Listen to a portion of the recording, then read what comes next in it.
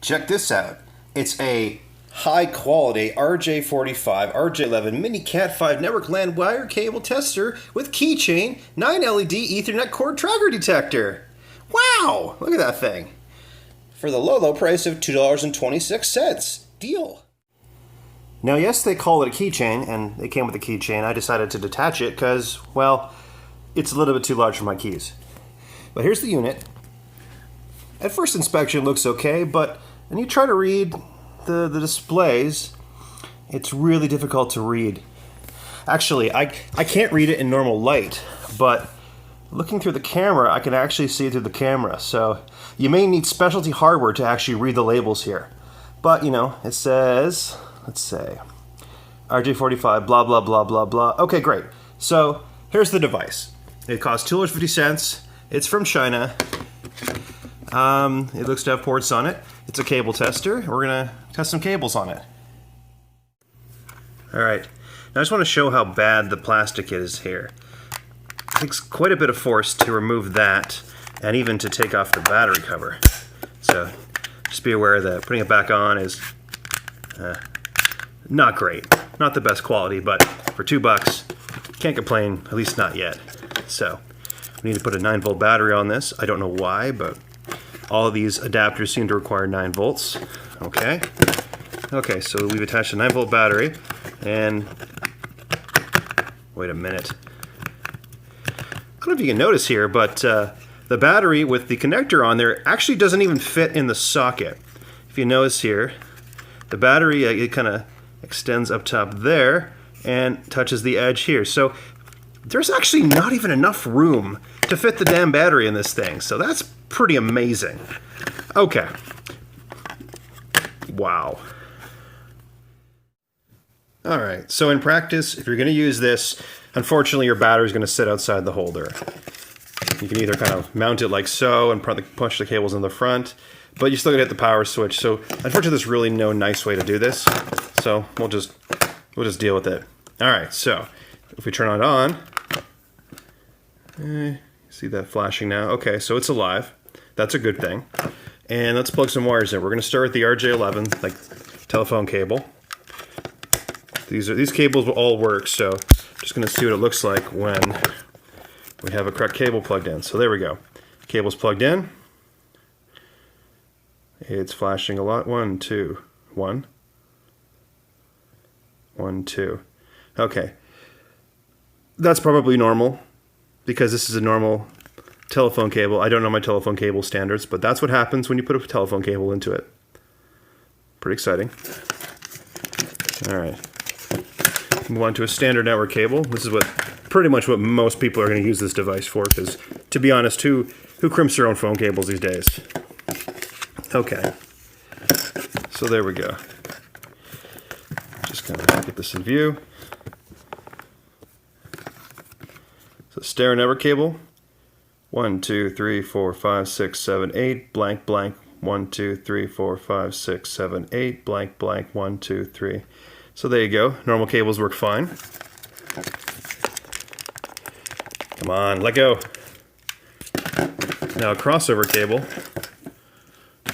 I'm going to plug in. I'm going to plug it in both ways just to show what it looks like both ways. Okay, so this is what you should see with a crossover cable. This guy over here counted normally. This guy over here, totally confused. But that's a crossover cable. We've swapped a bunch of these wires around, so what you would think to count linearly is not linearly anymore. I know a couple of the wires are the same, but whatevs. Okay, so that's a crossover cable. I'm going to just flip the crossover cable around. I believe I don't remember if it's different or not, depending on which way you plug the cable in, but I know you got to plug the cable in the right way when you actually use a crossover cable, so the light pattern might be different. Okay. Okay, so here's the light pattern again. 1, 2, 3. Yeah. So yeah, it looks to work. It appears to do exactly what it's supposed to do. Huzzah. So for $2, yes, it works. It's a piece of junk. Like this button especially is like really tricky to push. Sometimes it doesn't even register, but you gotta be careful with that. But for $2, it does totally work. But, you know, as a keychain, I can't even get the damn, bay closed. So let's be honest, this is definitely not a keychain. This is just a small, tiny tester with a free keychain. Actually, I stand corrected. If you crack the thing in half, like so, you can actually fit the battery in there.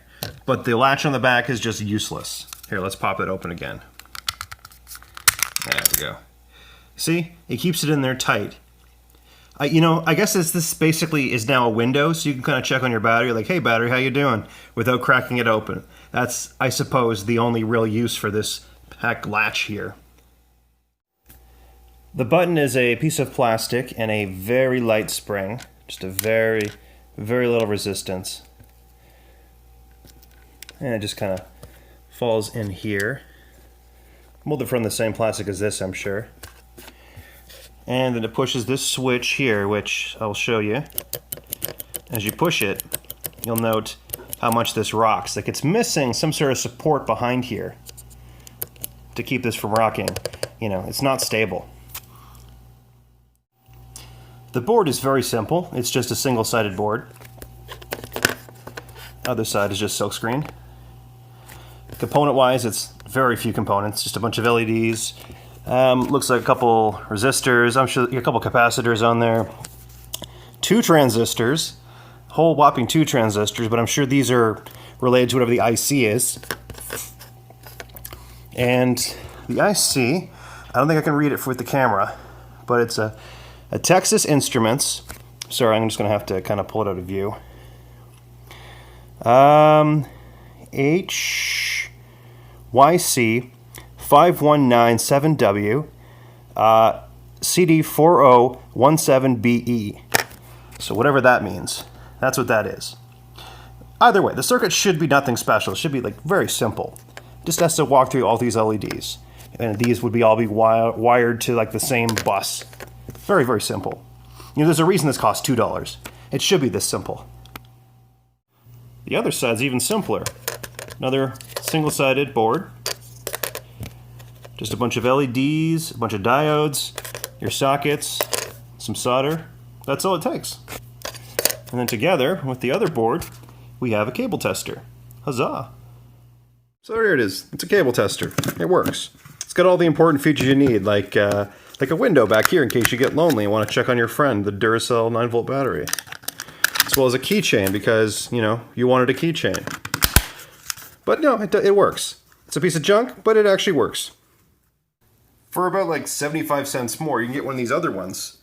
They look a little better. I think they might be better. At the very least, they appear to have a much more roomy space for your battery. So, hey, they come with a little baggie too. So, yeah, I think this guy looks a little better. But if you are absolutely cash strapped and you can't afford an extra 75 cents, well, you could get one of these. These definitely are functional. They're not great, but you do get a free keychain. And a window. Yeah, maybe that's your thing.